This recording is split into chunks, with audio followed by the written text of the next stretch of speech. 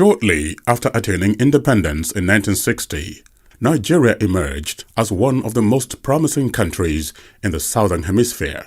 Her bright prospects soon earned her the reputation, the giant of Africa. With a population of over 167 million people, Nigeria is the seventh most populous country in the world. Although the country is better known as the world's seventh largest producer of oil and the nation with the eighth largest gas reserve in the world, Nigeria is fundamentally an agrarian country, as agriculture accounts for about 40% of its GDP. Beneath her soil also lies some of the world's most precious solid minerals, 44 of which have been identified in commercial quantity. Although in the last 4 years, Nigeria has recorded unprecedented advances in various fields, while steps have been initiated to remove some of the factors that have prevented Nigeria from actualizing her full potentials. For instance, Nigeria's gross domestic products grew at an average rate of 6% to 7% between 2010 and 2013. All these rank Nigeria as one of the 10 fastest growing economies in the world. The United Nations Conference on Trade and Development, UNCTAD, reported in 2013 that for the second year running, Nigeria ranked as Africa's #1 destination for foreign direct investment, FDI, in 2011 and 2012. UNCTAD also rates Nigeria as a country with the fourth highest return on investment in the world, with an average of 35%. In spite of these recent economic achievements, the government is deeply concerned that the real sector has not been sufficiently developed to facilitate inclusive growth and broaden Nigeria's economic base. The Nigeria Industrial Revolution Plan, NIRP, and the National Enterprise Development Program, Nedep, that have been very well articulated to fundamentally transform Nigeria's economy are Nigeria's direct responses to these challenges. For the government, these are big steps for Nigeria and a transformational direction for her people. The strong message is that Nigerians must begin to produce what they consume rather than spending billions of dollars importing what the well-endowed country can produce. For instance, in 2012, 54% of Nigeria's import bill of about $60 billion was expended on such manufactured goods as automobiles that accounted for $3.4 billion, while $3.3 billion was spent on the importation of steel, when Nigeria has iron ore. Only 3% of Nigeria's total export in 2012, valued at about $93 billion, were manufactured goods in today's world, where industrial goods account for more than 70% of global trade. Consequently, Nigeria is virtually cut out of the bulk of global trade.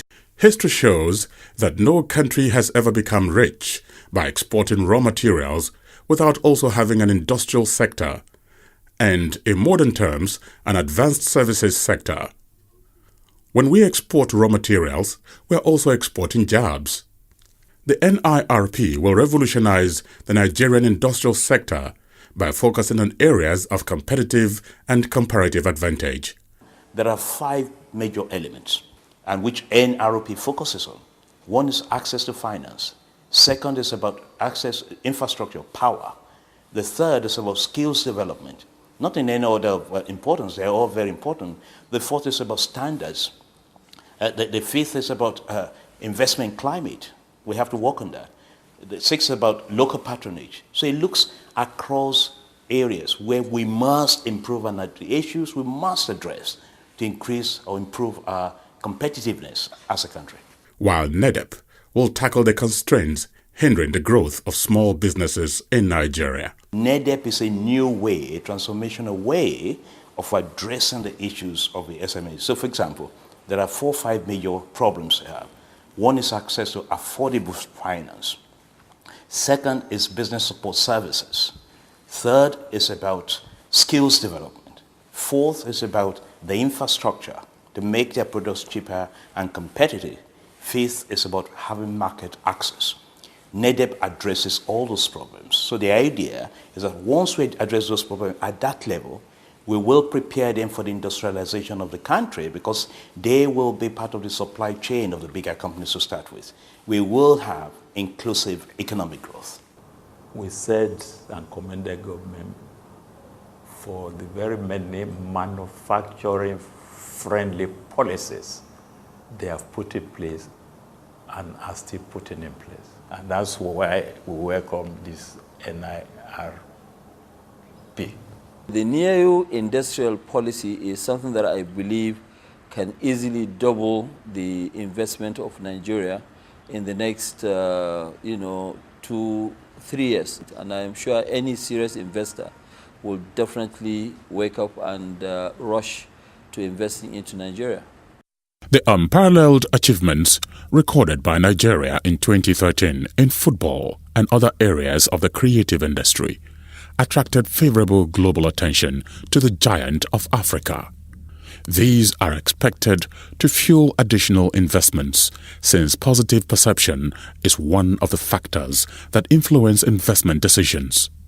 The unprecedented year of glory saw Nigeria emerge winner of the African Nations Cup, the FIFA Under-17 World Cup, and as one of Africa's representatives at this year's World Cup in Brazil.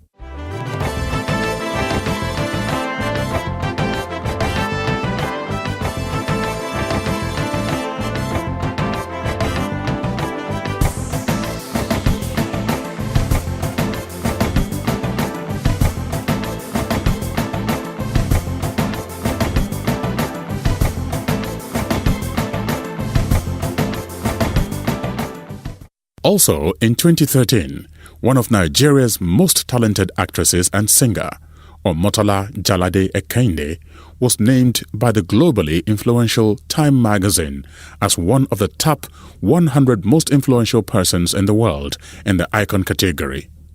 Omotola, a proud Nigerian, seized the global attention drawn to her by the distinguished recognition to campaign for additional foreign direct investment to Nigeria when she was featured on CNN. I love the African spirit, and this is why I do what I do, because I see how much potential there is in Africa and its people. The recent landmark investment decisions and the improvements recorded in the manufacturing sector are being attributed to new vibrant policies and strong commitments to doing things differently, especially the enunciation of the Nigerian Industrial Revolution Plan, NIRP.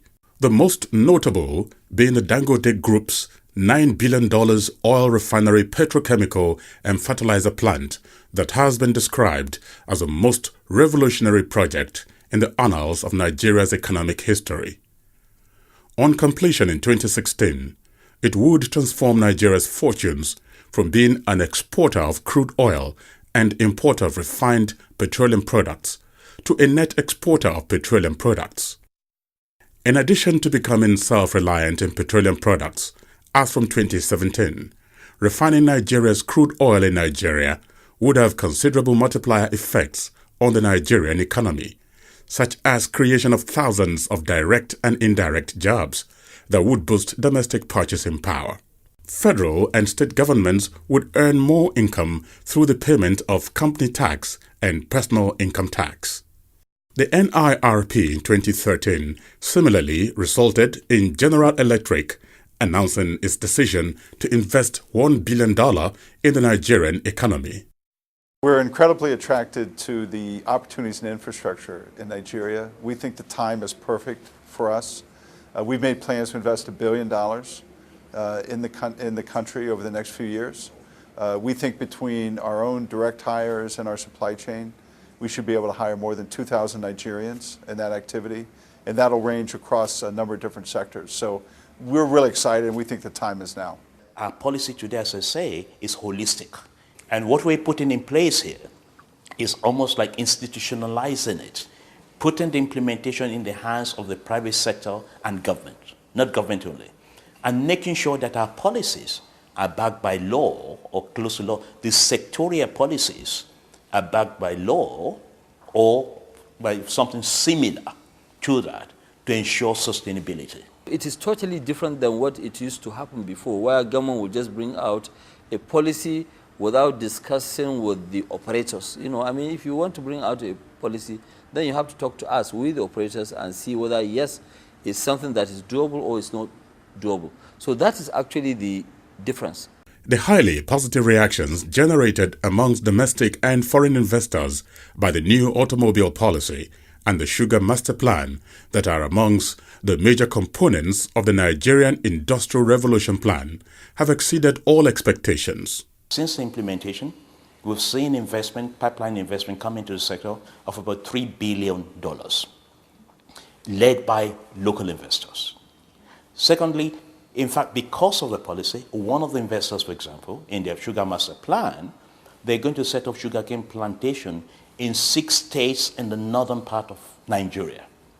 They will employ 180,000 people in 4 years, compared to the plan that was 117 in 10 years. We believe the government has developed an excellent master plan. We are determined to drive this policy. Dangote is investing heavily into this. The auto policy and Sugar Master Plan have continued to be applauded by captains of industry. With this policy, many cars will spring out because Nigeria, in fact, we started manufacturing bus. After we started pickup. After we start SUVs. On April, our first car is coming out. It is this policy that gives us encouragement to expand more, which I believe all Nigeria will benefit.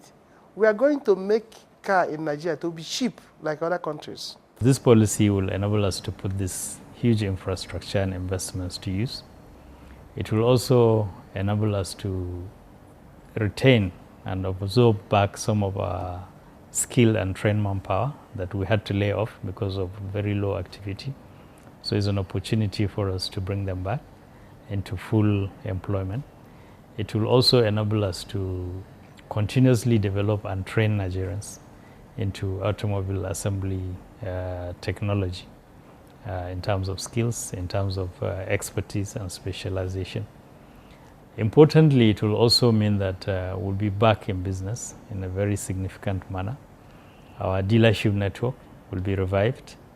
Our workshops that are spread across the whole country, the length and breadth of Nigeria, will come back to activity and will come back to business, offering employment to people and opportunities to the dealership.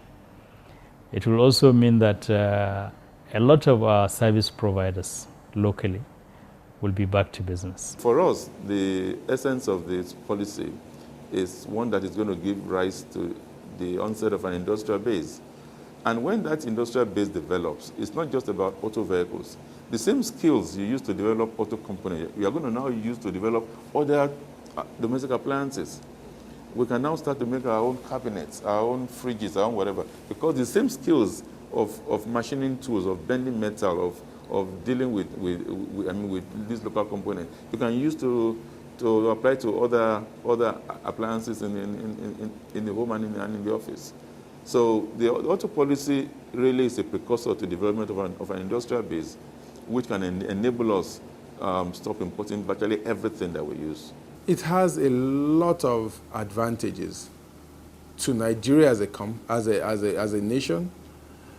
It puts us on a different level entirely compared to so many other countries. I mean, when you talk about industrialized countries.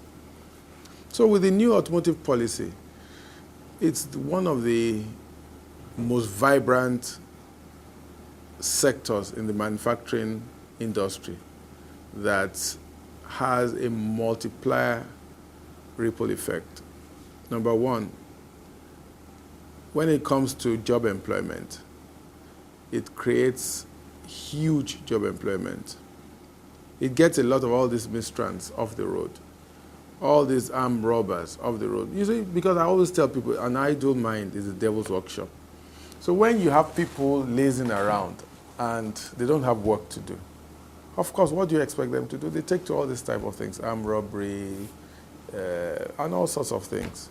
So with the automotive policy, Nissan announced that it was coming to Nigeria to partner and set up Nissan plants in the country. And in fact, the first Nissan cars will be produced in the country in April.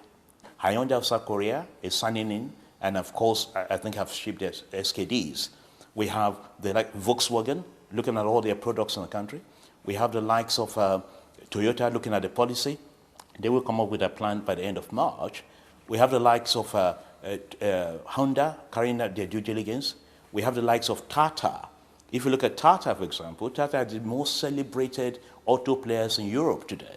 In UK, for example, they employ 85,000 people in their auto business. They're the most celebrated people invested in the United Kingdom.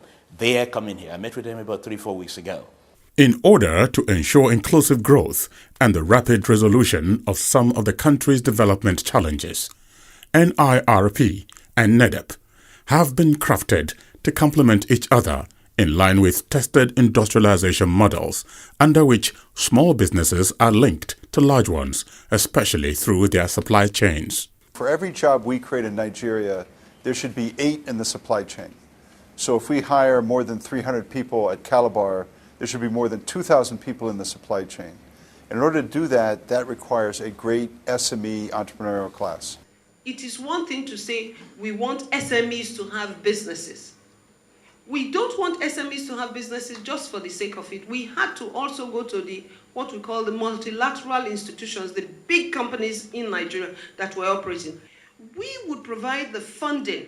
We would find the capacity to ensure that they are strong enough to be able to produce to you. The creative thing about BOI is that they found a way to do it, because we're doing it on a cooperative basis, that what has been a stumbling block for most SMEs, like collateral, all those things, that can be resolved by working together in a cooperative where they cross-guarantee each other.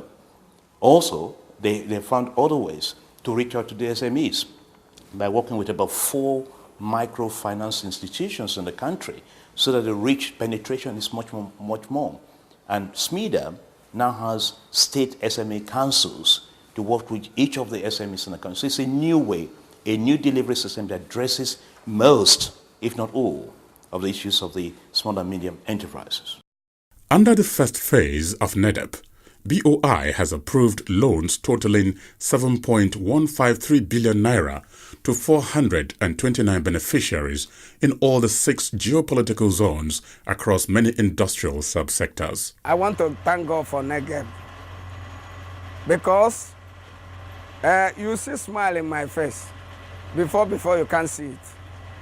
Because by that time I was a struggling man. I struggle without achieving anything. But this time around, as I am now, I do night work to meet up the demand of the people. And when I cut my sleep, I know that something is coming the following morning. That was what your people did to us. When we have not benefited from Nedep through Bank of Industry, we were not really meeting up. We were struggling. Sometimes you manage to get 1 or 2 tons within 1 week. That's the only thing. That's not full because you cannot serve your marketers. They will always call you. You see, this tissue has a lot of market. Everybody uses tissue now. So, but as they come in, we improved. Things changed. We now circulate even to the rural. We created a program, the rural mobile marketing, and we're able to even extend down to that area now because of their presence. Nedep has really impacted positively and also greatly on my business in terms of the capital, as in availability of the capital to procure raw materials in bulk. Before I got Nedep loan, I had 4 staff, but now I had up to 9 full staff, then 1 casual. He has impacted a great deal because without the help of Nedep through BOI, we wouldn't have been where we are today, in the sense that he helps us to acquire the big gen, the mixer, because without the mixer, that boy you saw there was mixing it with his hands, and it was tedious.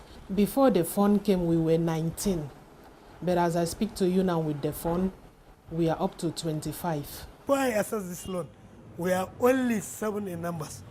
But now, directly we have more than 50 people.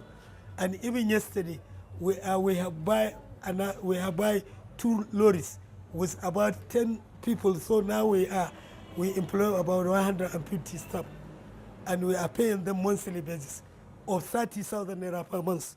So you will see that we do give every month 1,500,000 naira to our staff. Honestly, the Nedep loan has tremendously boosted our business because we are able to purchase enough products. We are able to make sales, and we are proud we have got sophisticated machines, unlike the dilapidated machine we were using before. Under Nedep, Smeden has facilitated the establishment of more than 10,000 cooperatives, while the Industrial Training Fund has trained 37,000 youths in industrial skills. 1,000 each were trained in the 36 states and the Federal Capital Territory. BOI currently manages funds dedicated to the development of micro, small and medium enterprises in 18 states that formed the launchpad for the rollout of Nedep in 2013. And I want to assure you, whatever infrastructure you have in order to fight poverty, Kano State is going to take advantage of that. Thank you very much. I inaugurate you to the glory of God and for the benefits of the goodwill of Ogun State.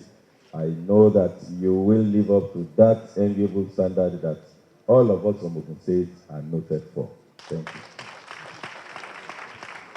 From all indications, all tiers and arms of government, the private sector, non-governmental organizations, and indeed Nigeria's development partners are irrevocably committed to propel Nigeria to greater heights into becoming one of the most powerful economies in the world. Members of government and the private sector are optimistic that initiatives such as the NIRP and Nedep would ensure that future generations of Nigerians inherit a more prosperous country. If you really want to invest, you are serious about investment, Nigeria is the right place to invest. I mean, today, it is one country that if you are a foreign investor, your interest has 100% been overcovered. The investment incentives that we do give today, they are more than enough for any serious investor to come and invest. It's a dream for any investor. It is a nation destined for a great and bright future. Nigeria is a destination for now, and I call on investors all over the world to come now and invest in Nigeria. In the next couple of years, the economy will turn to the level that so many people will be surprised where we have reached.